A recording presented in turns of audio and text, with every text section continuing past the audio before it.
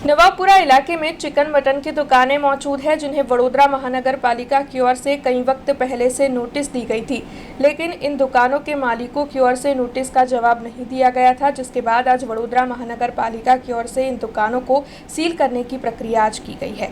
वडोदरा महानगर पालिका ने 2 साल पहले 14 जितनी चिकन मटन की दुकानों को नोटिस दी थी।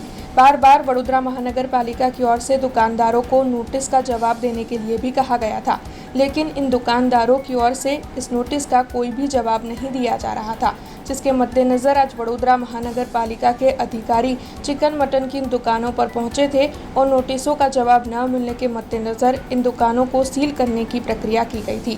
इसके अलावा चिकन मटन की दुकानों के आगे जितना भी अवैध हिस्सा बनाया गया था उसे भी पालिका की टीम की ओर से आज तोड़ा गया था।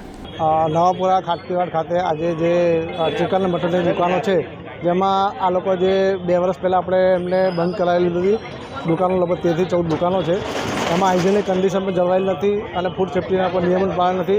માર્કેટ શાખા દ્વારા વારંવાર એમને 2 વાર નોટિસ પણ આપવામાં આવેલી હતી, 3 મહિના થયા પણ હજુ એનો કોઈ જવાબ પણ નથી આપેલી અને કોઈ સુધારો કર્યો નથી, તો સીલ કરવાની કાર્યવાહી કરવામાં આવી। અત્યારે વડોદરા મહાનગરપાલિકાના વહીવટી વોર્ડ નંબર 13 નવાપુરા ખાટકીવાડ ખાતે જે નોનવેજની દુકાનો આવેલી છે તેઓને નામદાર હાઈકોર્ટના ઓર્ડરનું જોગવાઈઓનું ઉલ્લંઘન કરવા બદલ આજરોજ સીલ કરવાની કાર્યવાહી ચાલુ છે। અંદાજે 11 થી 13 યુનિટને સીલ કરવાની કાર્યવાહી હાથ ધરવામાં આવશે। ના હાલ પૂરતું ચાલુ છે।